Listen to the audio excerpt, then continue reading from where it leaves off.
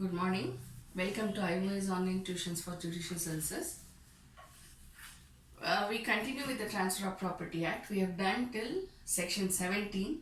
We move on with section 18. Section 18 talks about transfer in perpetuity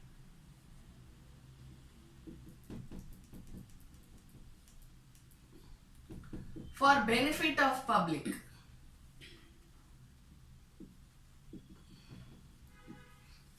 For benefit of public.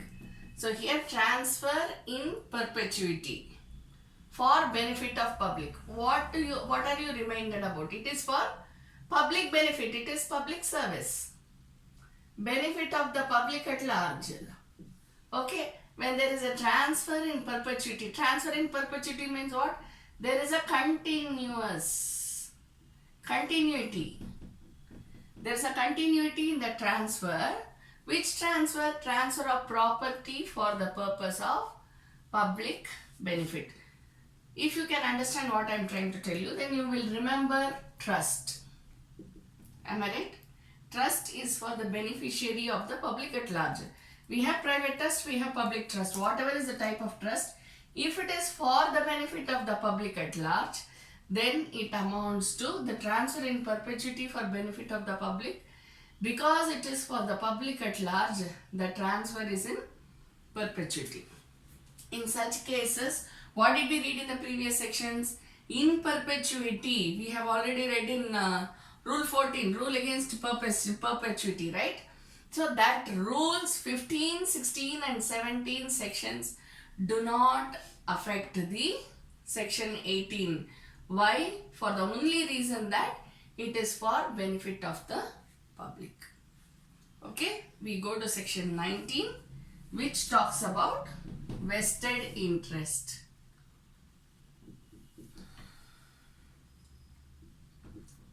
What do you mean by vested interest? Vested means what? It is there in the person.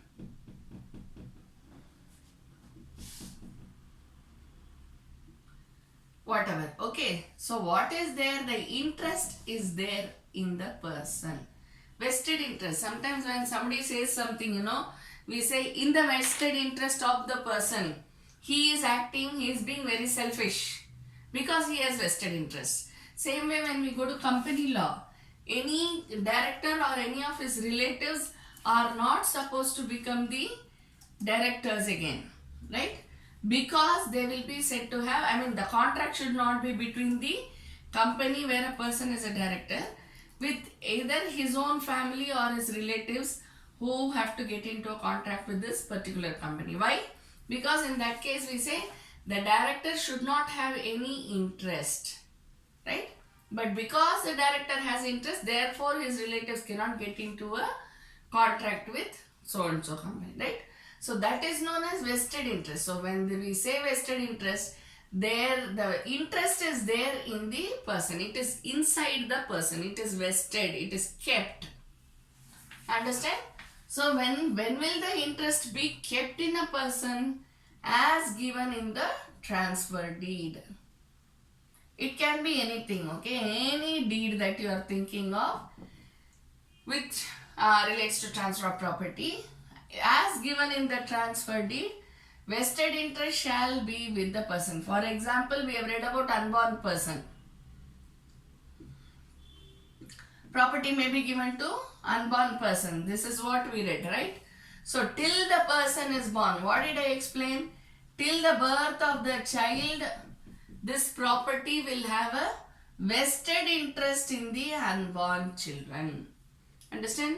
So where I was just telling you that property can be given to a person, can be given to a child in the womb. So what will be the position? The child in the womb will have interest, vested interest till the birth.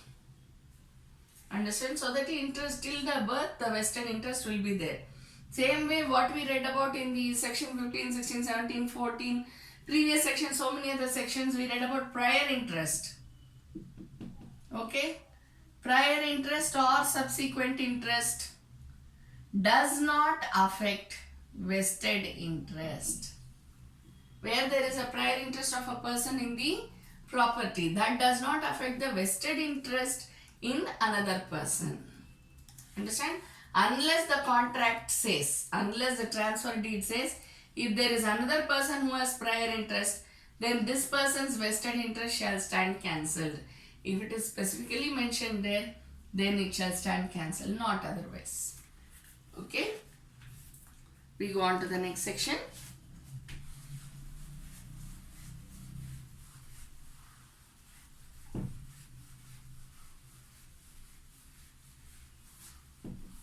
Section 20. When unborn person acquires vested interest on transfer for his benefit. This is what I was just explaining now. When does the unborn person, till his birth, he has vested interest in the property. But once he takes birth, he has got a natural interest in the property. Okay, then next we go on to 21. What does it talk about? Contingent interest.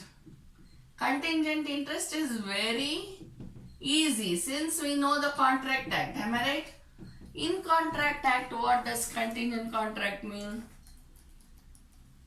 Upon happening or not happening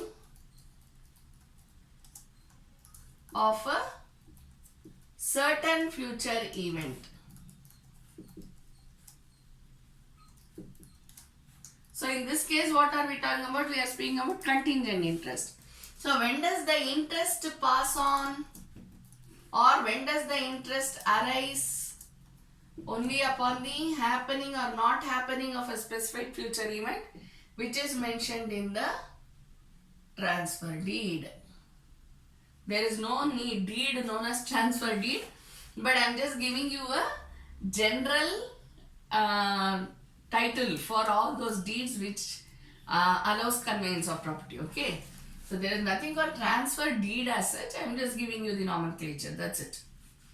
So whenever whatever is written in the transfer deed, whether it is release or sale deed or sale agreement or whatever it is, okay, so in that happening or not happening of the certain future event which is given in the transfer deed, then the interest passes on or it arises. Clear? We go to section 22. Transfer to members of a class who attain a particular age. Okay?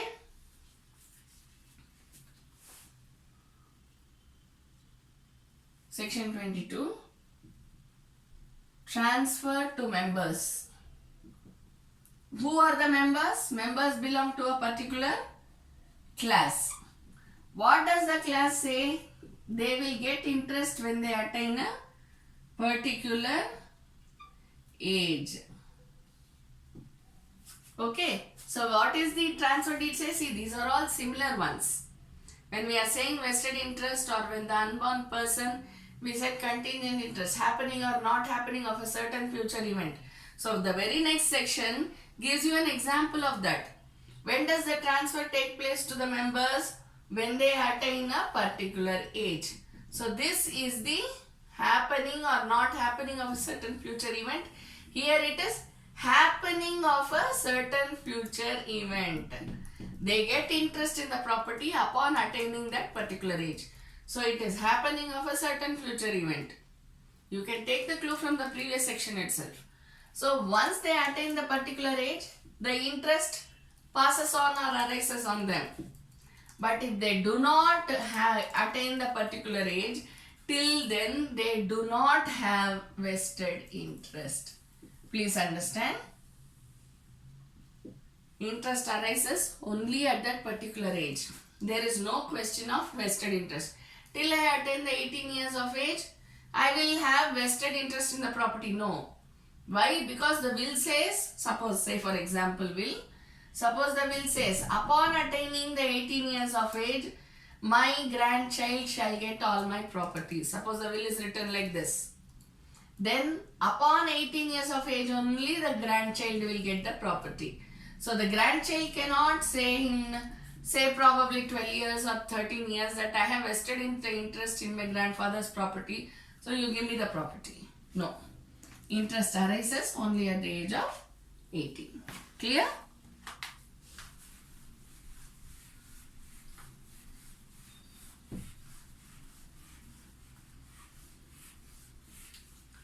Next we go to the next section.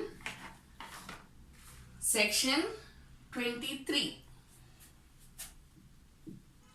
talks about transfer contingent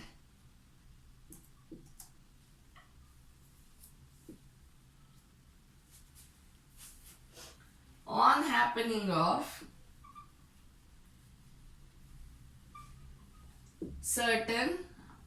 specified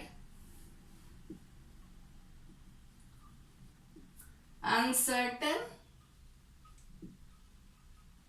event. Here what you should know, what you should concentrate upon is the uncertain event. Specified uncertain event. Okay, if you see in a contract act, what is contingent contract? Certain, specified a certain event.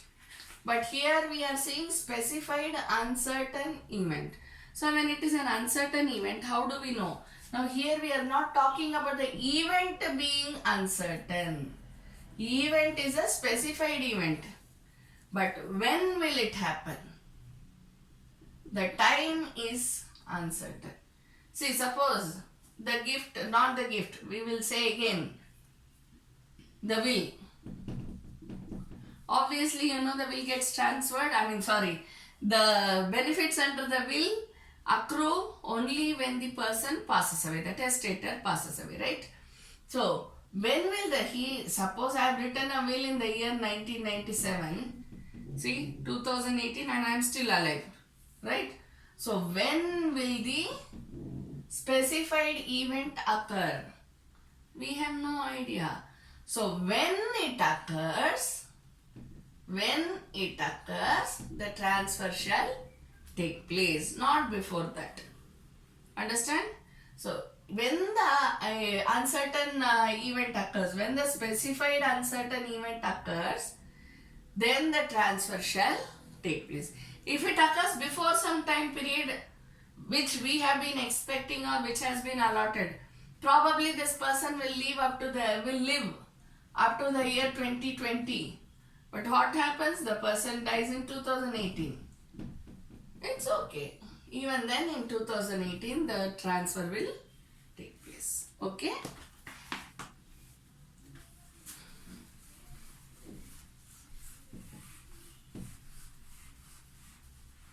We go on to the next section, 24. 24 speaks about transfer to such of certain persons as survive at some period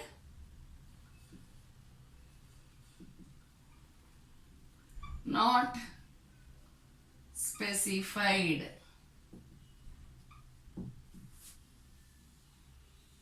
Okay. Now, what is happening? The transfer of a property shall be to certain persons who survive. Shall be to the persons who survive at some period. It is not written what is the period. Again, here what you are seeing, the time is uncertain. At some period not specified. So when the person is surviving at some period which is not specified, the transfer shall move on to the person who survives. If it is not specified, A will not write, it will go to B, it will go to C, he will not write anything. What he will say, it will go to any person who is surviving at the time of my death. So whoever is surviving at the time of death, then see, these are all not very explicitly written in any of the will or any of the deeds, right? So will is what we can take example of. So if it is partition deed also, upon partition if it is written, this partition has been entered into on this day and executed on this day.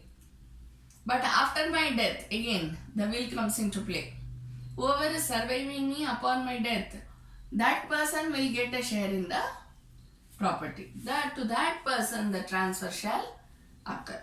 So in this case, what is there? The surviving member gets the property. Understand?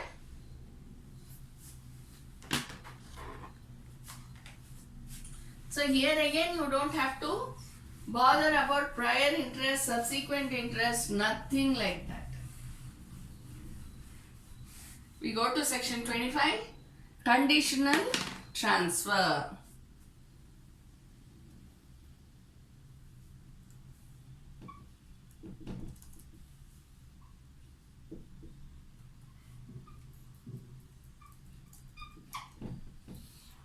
Conditional transfer. Usually conditional transfer is no transfer at all, but there are certain conditions which are allowed when we are transferring the property.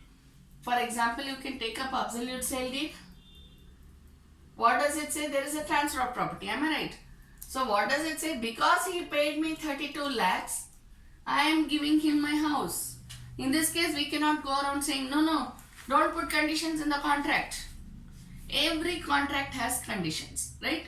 So conditional transfer is allowed unless it is forbidden by law, prohibited by law, or it is immoral, or against public policy. You are reminded of Contract Act, am I right? Or it is against the country. Whatever you want to write, all those void agreements, everything you can write over here. So mainly what is written? Anything which is prohibited by law for the time being enforced. Don't forget that. Okay? For the time being enforced. Then anything which is immoral, against public policy. Anything which is against public policy. So these are all the conditional transfer is allowed under law, provided it does not attract any of them. And upon the satisfaction of such condition, the transfer shall take effect. Okay? Unless it is any of these. If it is any of these, like prohibited by law, immoral, or public policy, against public policy, then those conditions need not be met with. We go to section 26, fulfillment of condition precedent. Just now I was telling you about this. Section 26, fulfillment of condition precedent.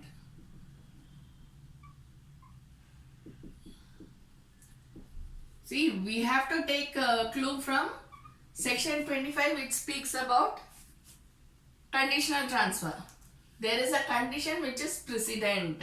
Precedent means what? Preceding. Before. Preceding means before. So before what?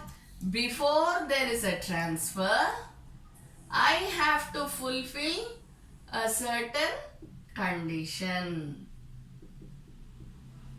Before the property gets transferred to me, I have to fulfill the condition. Only then I will get the property. If there is a condition precedent, like just now I told you about absolute sale deed. If I pay the entire 32 lakhs to the present owner, then he or she will give me the property. So what is the condition precedent? I should pay the 32 lakhs. Upon fulfillment of this, there will be a transfer. Okay? We go on to section 27. Conditional transfer to one person coupled with transfer to another on failure of prior disposition. Conditional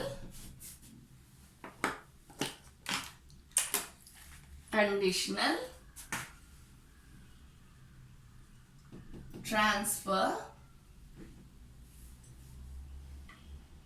to one person. Coupled with means what? Plus. Transfer to another person on failure of prior disposition. Very easy. Only the heading looks very big. Okay? We have read it in Sale of Goods Act. We have read it in Contract Act. We are reading it in Transfer of Property as well. What does it say? Conditional transfer to one person coupled with transfer to another person on failure of prior disposition. That means what? Where the transfer is given, going to be given to one person, say A, if he fulfills the condition. Transfer shall be made to A provided he fulfills the condition. Okay. And in the same transaction, okay, it is created in favor of another person. If he does not fulfill, then the transfer shall occur to the other person. Okay, so this is what it is known as ulterior disposition.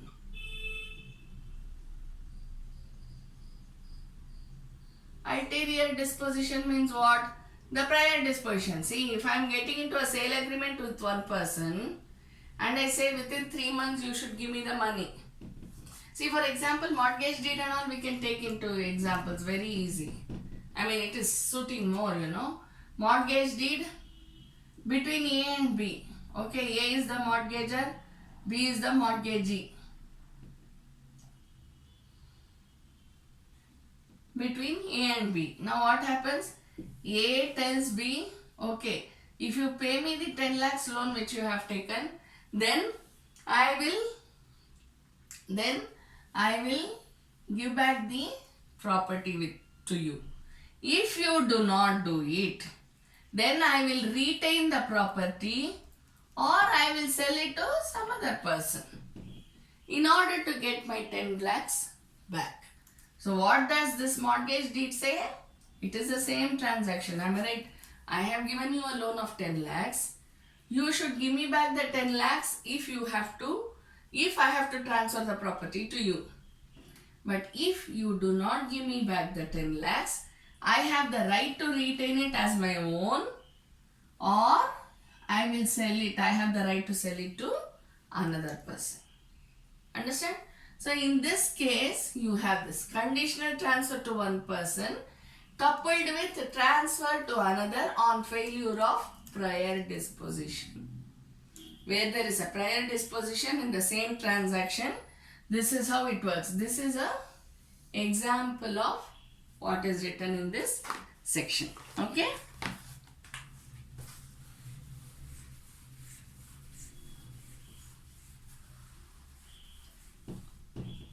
The next section 28, ulterior transfer conditional on happening or not happening.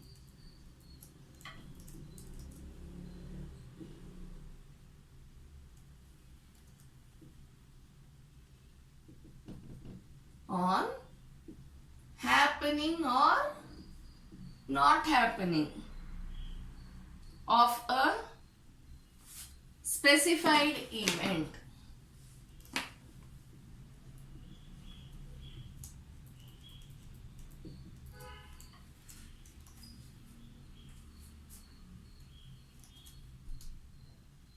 Okay, here what is it? Ulterior transfer conditional upon happening or not happening of a specified event. Okay. So here there is a ulterior disposition. What does the disposition say? There is a condition.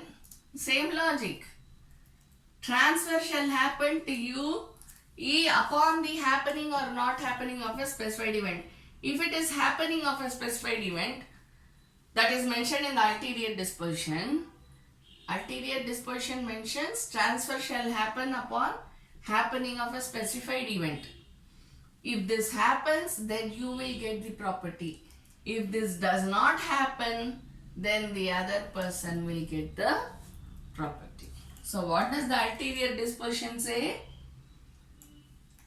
Ulterior disposition says it is conditional. What is the condition over here? Happening. If this happens, the specified event happens, then it comes to you. If it does not happen, then it comes to the other person. Understand? So this is what section 28 speaks about. When you are talking about section 28, you have certain other sections which you should read it with. What are the other sections? Section 10, section 12, 21, 22, 23, 24, 25, 27. All these are important because this speaks about prior interest, prior disposition, contingent interest. All these are spoken about in these sections. So when you are getting a question with regard to this particular section, if at all you get it in that way, then you have to write your answer with reference to all these sections. Okay? Thank you.